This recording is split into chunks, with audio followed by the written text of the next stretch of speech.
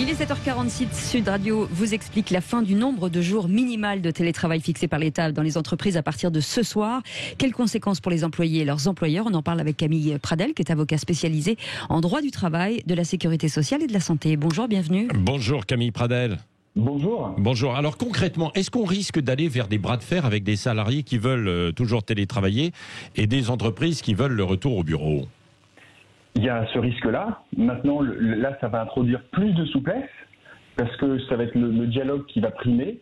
Et je pense que ça va être surtout comme ça que ça va fonctionner. Il va y avoir plus de dialogue. Le télétravail reste un moyen de prévenir la pandémie. Le protocole sanitaire dit toujours cela.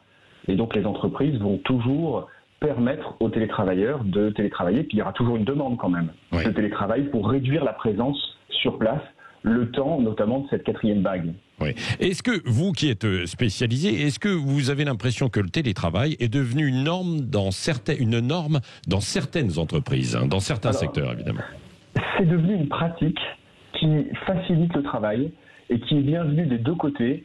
Les entreprises ont vu que les télétravailleurs travaillaient beaucoup et bien, et les télétravailleurs, surtout dans les grandes villes, ils ont vu un moyen d'avoir une meilleure qualité de vie. On le sait tous, depuis 2 ans, ça fonctionne.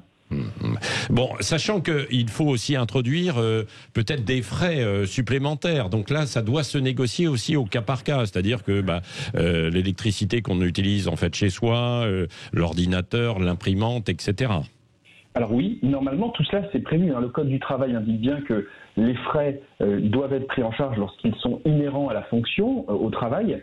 Et d'ailleurs, l'accord national, vous savez, de 2020 dit exactement la même chose. Donc quand il y a des frais qui vraiment sont liés au télétravail, c'est à l'employeur de les prendre en charge. Je pense par exemple aux frais d'imprimante.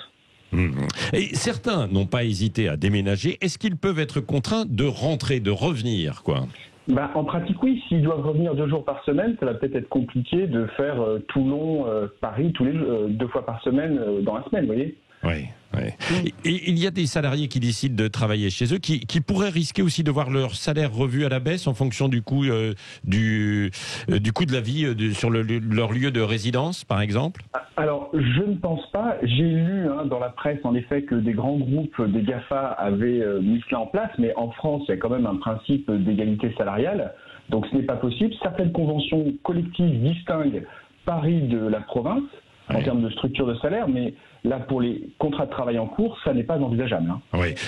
Camille Pradel, il y a des questions laissées sur Internet, sur les réseaux sociaux, sur notre question du jour. Cécile. Oui, Jackie nous dit certaines études ou professions s'accordent à s'adapter mieux avec 1 ou 2 journées de travail par semaine. Attention aux minutes ou aux heures supplémentaires. Est-ce que ça va changer quelque chose?